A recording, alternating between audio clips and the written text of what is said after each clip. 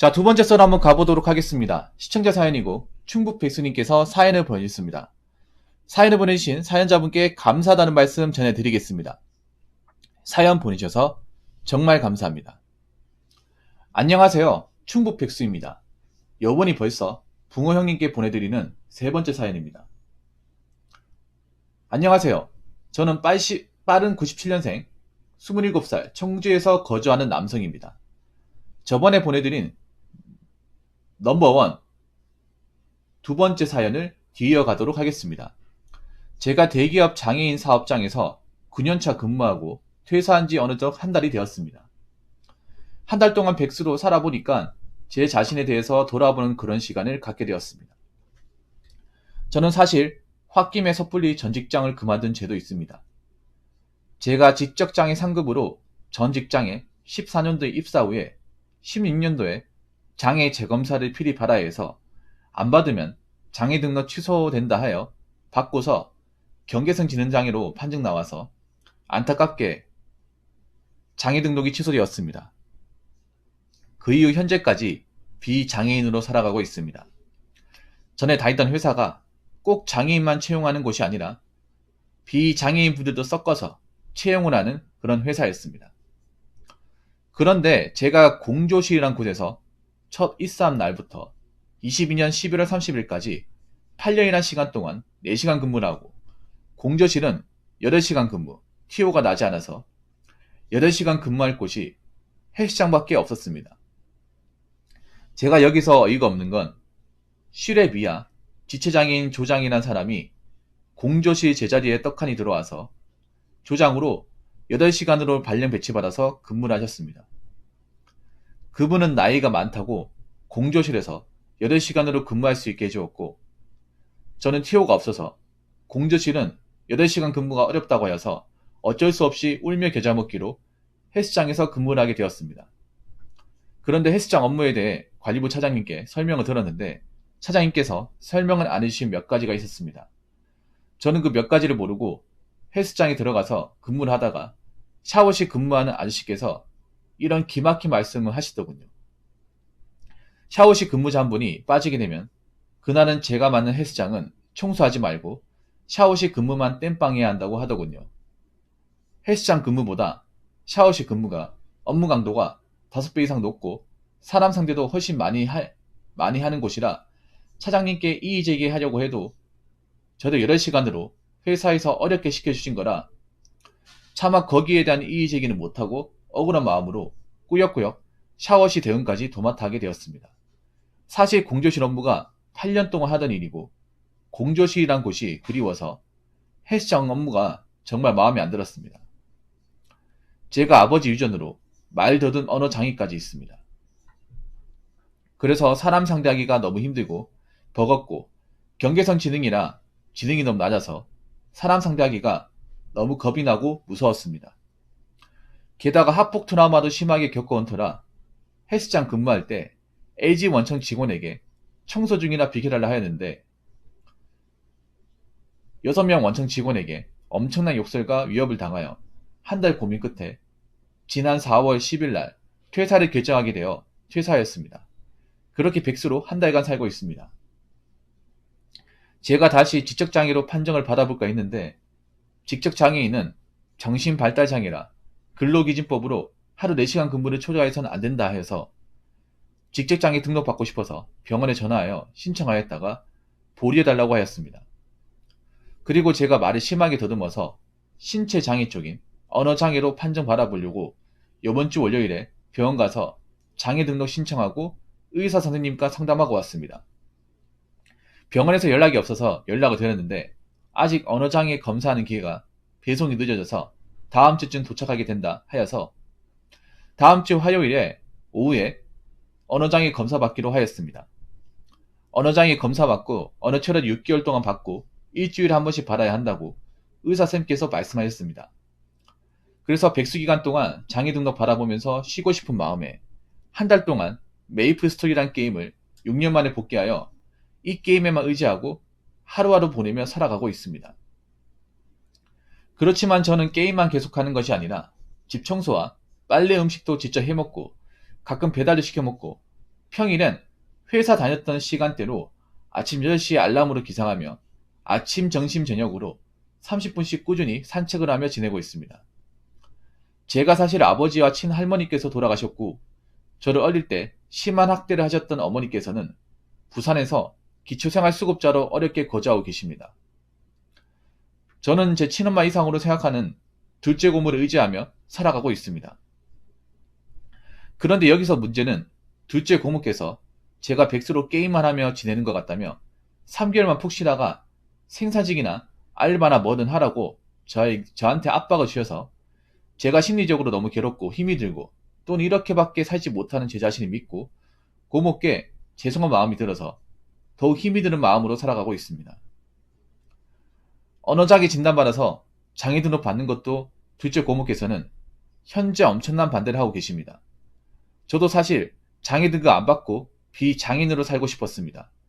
그런데 제가 그렇게 살아갈 능력도 안 되고 저의 분수를 알게 되어서 언어장애 등록을 하려고 병원에 가서 등록하였습니다. 사실 자존심이 밥 먹여주는 것도 아니고 자존심이 인생을 바꿀 수 말이 좀 잘못됐네요. 바꿀 수 없기 때문에 있기가 아니죠. 없기 때문에 자존심은 이제 버려졌습니다. 저는 사실 할머니께 상속받은 30년 이상 된 15평짜리 아파트를 제 명의로 받아서 거주하고 있고 보은 속리산면 쪽에 300평 약간 안 되는 아버지 땅도 상속받아 이렇게 살아가고 있습니다. 그리고 저는 현재 모아둔 돈은 적금 4천만원, 입출금 통장 800만원, 퇴직금 1480만원, 약 6,300만원 정도를 가지고 있습니다. 그래서 장애 등록 완전히 받으려면 8개월 정도 걸린다고 의사 선생님께서 말씀하셨습니다. 저는 그동안 알바라도 다녀볼까 하고 이력서를 여러 군데에 넣고 면접도 여러 번 보러 갔는데 말을 더듬는다는 이유로 탈락하였습니다. 중소기업도 마찬가지로 말을 더듬는다는 이유로 저를 받아주지 않았습니다. 이런 저를 가끔 전화하셔서 뭐라도 해라, 뭐라도 배워라, 3개월 후엔 방문하지 않겠다며 이런 식으로 압박하시는 고모가 너무 믿고 한편으론 죄송하기도 하고 정말 요즘 미치게 힘들고 괴롭습니다. 전에 다녔던 회사는 제가 다시 장애 등급만 받는다면 TO가 남아있으면 다시 재입사할 수 있다고 하였습니다. 전에 다녔던 회사는 나갔다가 TO만 있으면 이력서 제출하고 면접 보고 통과 후 재입사하시는 분들이 꽤 많이 계신다고 하더군요. 붕어 형님, 저는 장애 등급 받을 때까지 어떻게 살아가야 할까요? 앞으로의 저의 삶이 너무 막막하고 괴롭습니다. 경계선 지능장애와 말더듬 언어 장애까지 있어서 비장애인들 취업하는 곳은 저를 받아주지도 않고 써주질 않아서 너무 괴롭고 힘든데 고모까지 저를 압박하시니까 미칠 것 같습니다. 자살 생각이 절로 나게 만듭니다.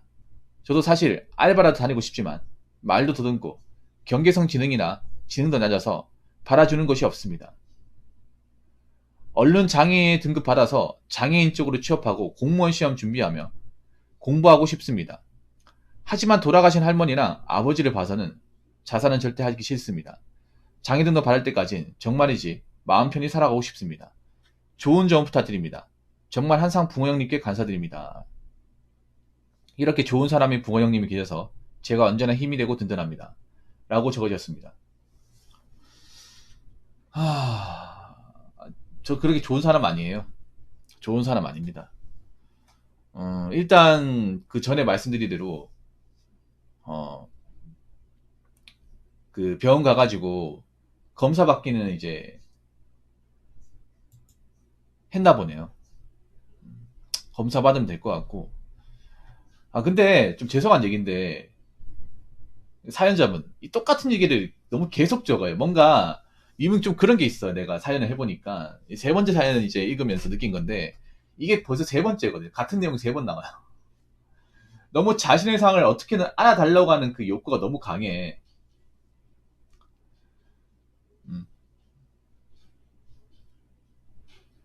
본인도 알고 계시죠? 이해는 하는데 이 같은 내용 계속하면 듣는 사람이 지쳐요.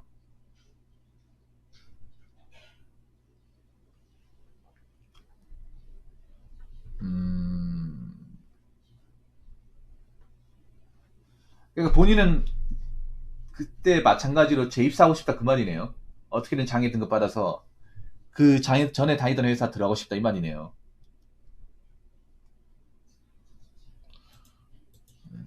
근데 일단 장애 등급 받아야 되잖아요.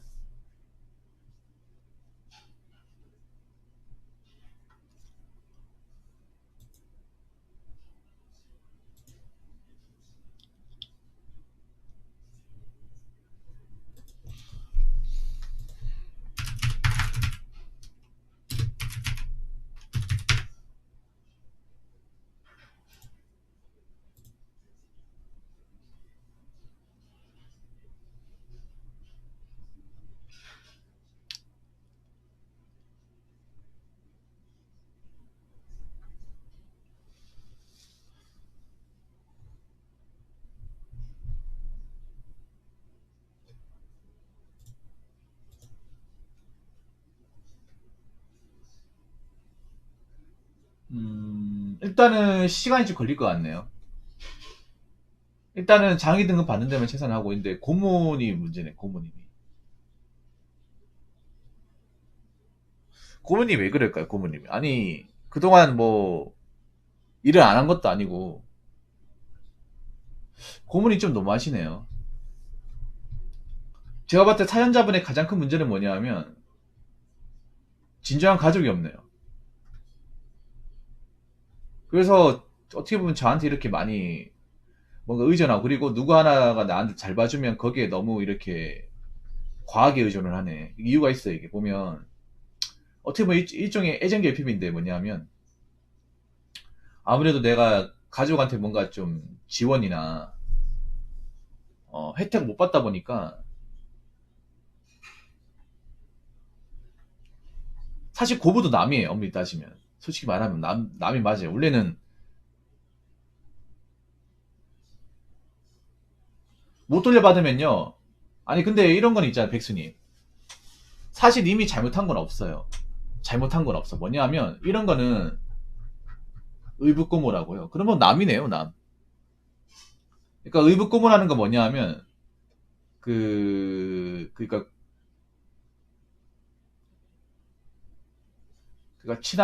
친할머니께서 양딸로 재혼하셨구나. 할머니가 재혼하셨구나. 뭐 아무튼 근데 고모가 좀 나쁘네. 왜냐하면 이미 고모를 도와줬잖아요. 도와줬는데 무슨 뭐 손 벌리는 것도 아니고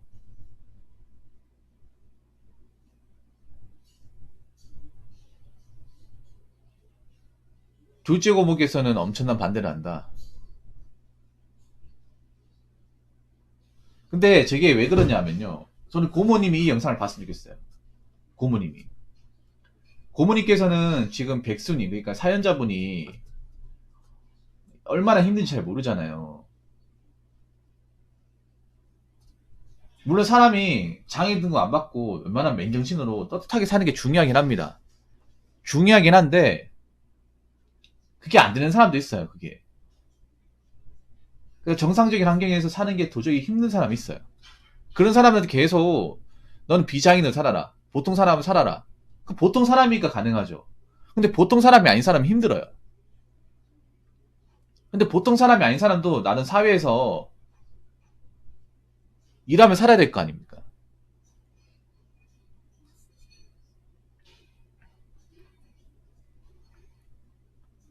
이제 뭐 노력을 해서 이게 극복이 되는 그런 나이가 아니에요. 약간 좀 고모님 죄송한데 너무 역지사지가 안 되는 것 같아요.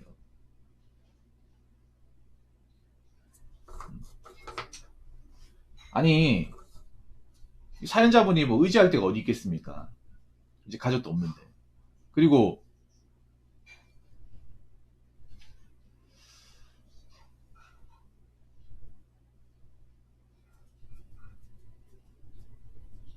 이 친구는 이제 뭐 객관적으로 뭐 지능이나 아니면 언어나 행동하는 게 보통 사람 달라요. 다른데 어떻게 보통 사람도 똑같이 합니까? 뭐이 사연자분이 뭐 사회에 많은 걸 바라는 게 아니잖아요. 그냥 일할 수 있는 환경을 바라는데 장애 등록을 받지 않으면 일할 수 있는 곳이 마땅히 없잖아요.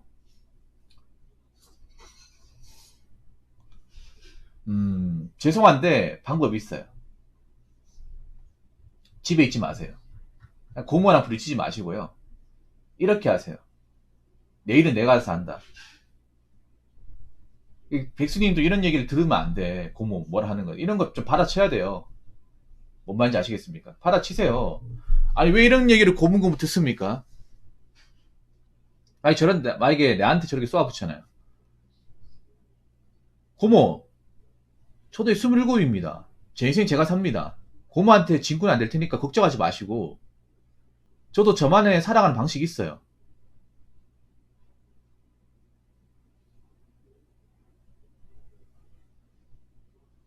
고모한테 손 안 벌릴 테니까 냅두세요 그냥. 다 생각이 있어서 하는 건데.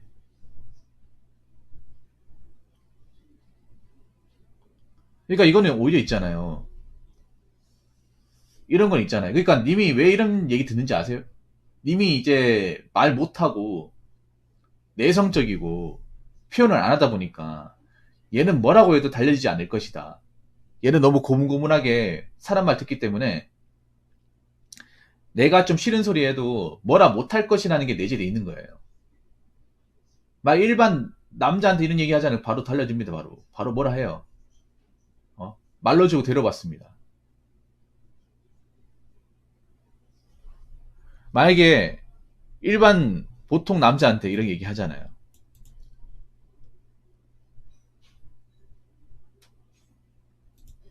이렇게 얘기를 하면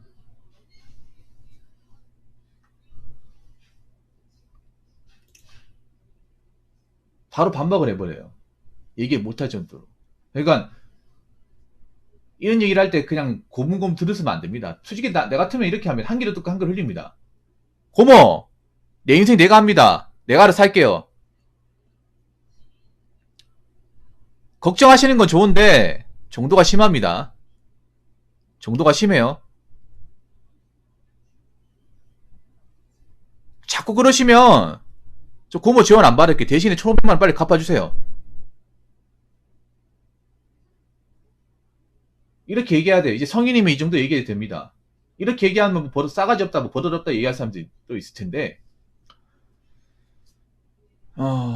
이분이 그냥 뭐 공짜로 얻어먹는 것도 아니고요. 나름 또 고모네 호의를 베풀었어요.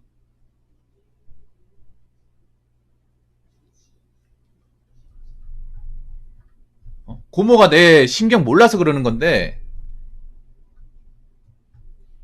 나 장애등록 안 받으면 힘들어.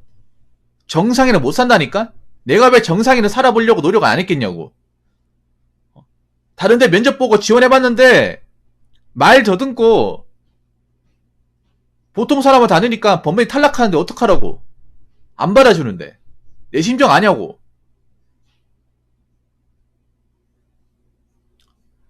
내가 오죽하면 이러겠냐고. 이렇게 얘기하세요.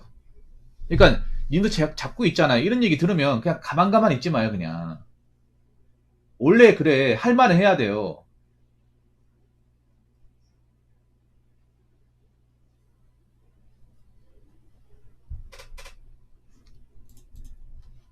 할 말은 해야 한다니까. 자꾸 님이 남한테 싫은 소리 못하니까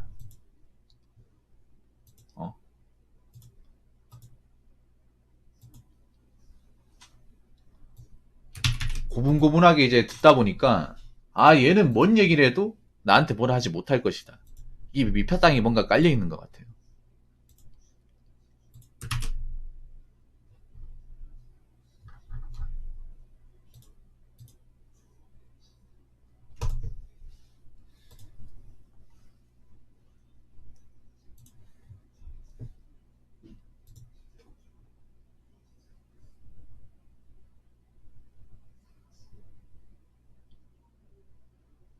그리고 고개 펴요.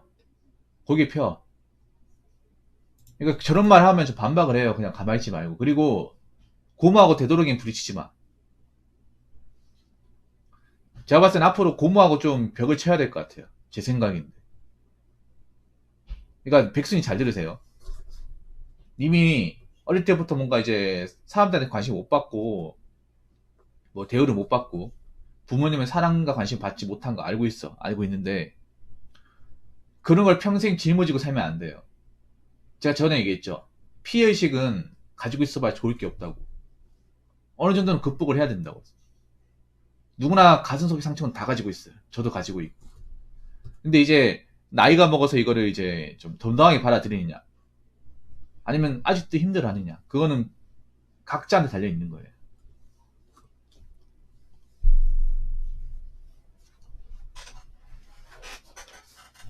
왜냐하면 고모도 엄연히 따지면 남이에요. 남. 그러면 님이 뭐 사람한테 기댈 수 있는 사람은 없어요. 근데 기댈 생각을 하면 안 돼. 솔직히 말해서. 이제 나이가 먹었잖아요. 그러면 혼자서 웬만한 거는 감당할 수 있는 좀 마인드를 가져야 돼. 근데 님만 그런 게 아니라 다른 사람 다 그래요. 나이가 먹잖아요. 그럼 부모도 같이 안 살잖아요. 그러면 거기 남이나 마찬가지예요. 뭐 따라 나가 사신 분들 많잖아 요즘에. 명절이나 경조사 때만 보고. 그러면 사실상 우리가 의존해야 될 사람은 없어요. 1인 가구 많아진다는 게 뭐예요? 1인 혼자서 모든 걸 다 감당하는 거예요.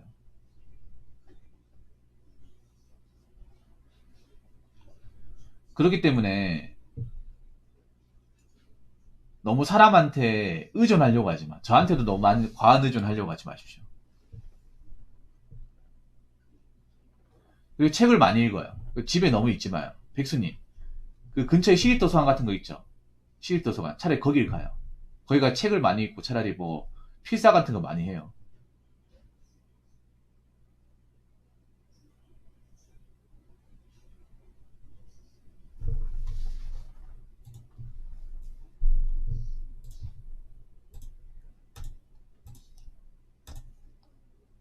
아까부터 헛소리 계속 하시는데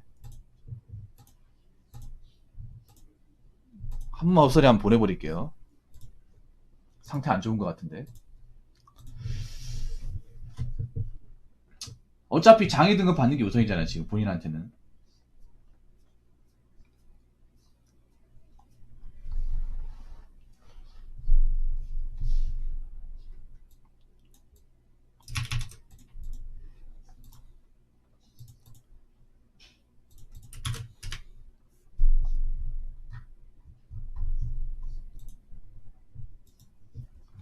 근데 장애 등급 받을 시간이 좀 걸린단 말이에요.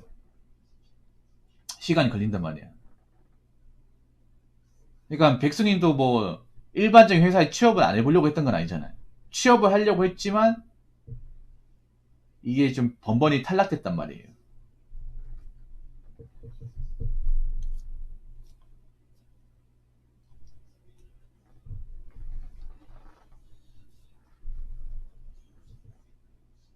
그래서 마음을 차분히 가져요, 백수님. 마음을 차분히 가져. 시간 많으니까.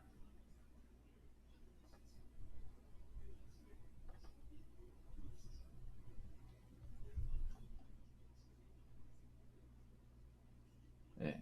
집주님 어서요, 반갑습니다.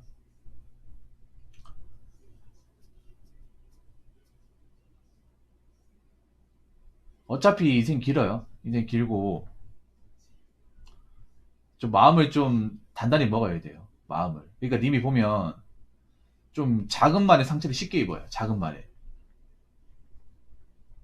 별거 아닌 말에 상처를 쉽게 입어. 보통 저 고모가 하는 말은요. 보통 사람 같으면 그냥 한 귀로 듣고 한 귀로 흘립니다. 뭐 그러시던가.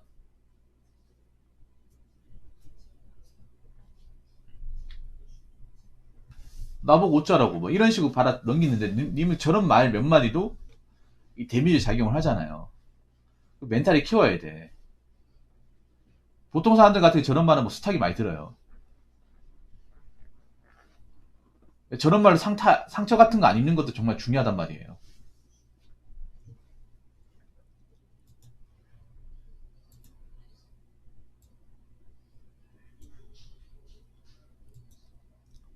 저 집중님, 저 유튜브로 와가지고 저 한 명 있거든요. 좀 관리 좀 부탁드릴게요.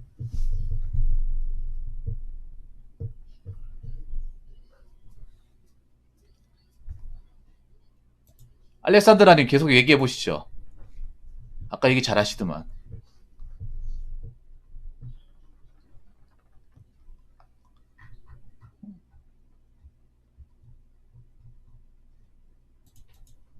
아니 무슨 사연도 제대로 보지도 않았으면서 뭘 그렇게.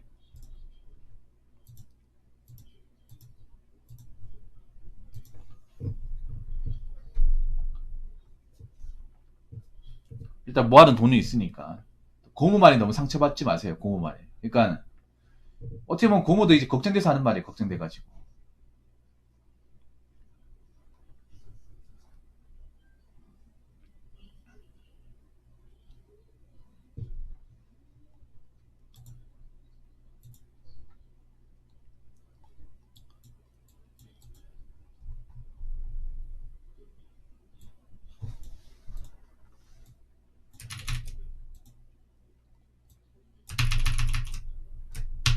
그러니까 저런 말을 너무 고지곳대로 듣지 마세요. 고지곳대로.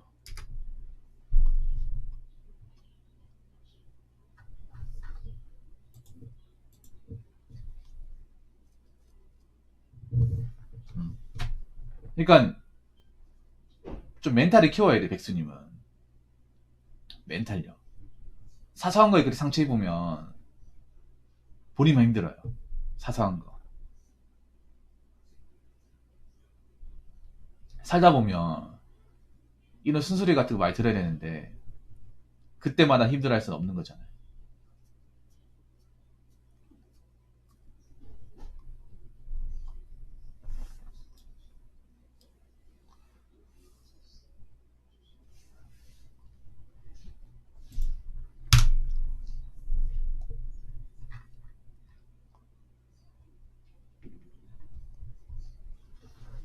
아무튼 제가 말씀드리고 싶은 건 여기까지예요. 일단은 그 장에 등록하는 것만 일단 더 집중을 해요.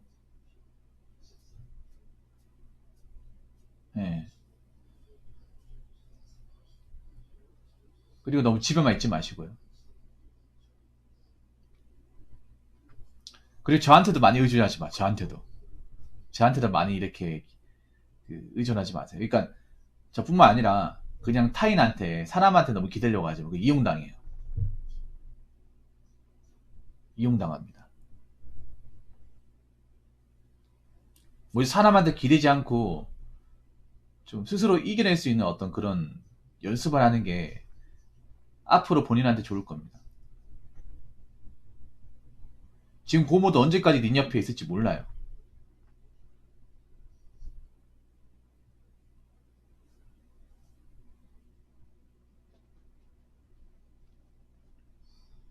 어차피 인생은 앞으로 쭉 혼자 살아야 돼. 어쩔 수 없어요. 그러면 이제부터라도 뭔가 준비를 해야 돼요. 누구한테 좀 기대지 않는.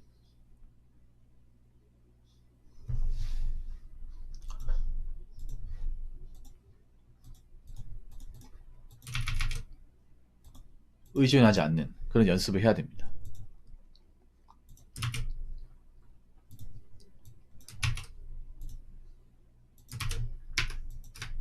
그래서 사람 말이 너무 상처받지 마시고요.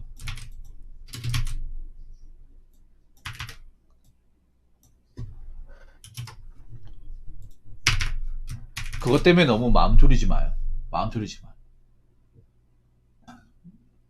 그 몇 마디에 사람이 왔다 갔다 하면 안 돼요.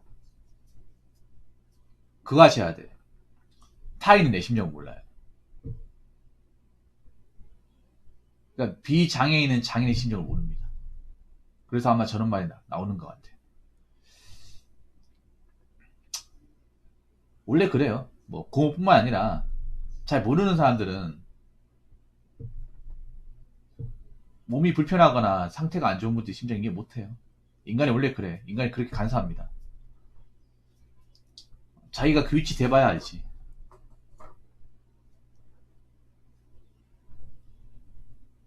그래서 이렇게 생각하면 돼. 나의 어떤 진짜 마음을 이해해 줄 수 있는 사람은 없구나 라고 생각하는 게 더 낫습니다.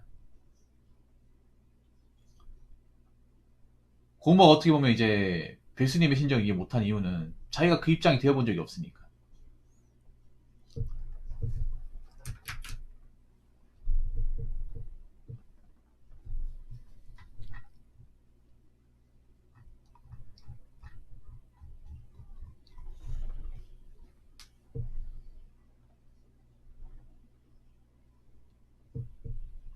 아무튼 뭐 제 얘기 듣고 좀 기운 냈으면 좋겠고요.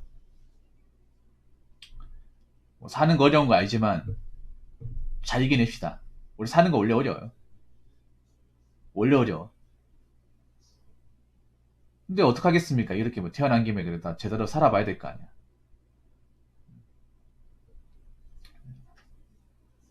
그리고 살아보니까 그래요. 진정한 내 편은 없어요. 내 편 없습니다. 차라리 내 편 없다고 마음먹는 게 더 나아요. 그래야 내가 어떤 누구한테 믿고 의지하고 쉽게 정해주고 하지 않아요.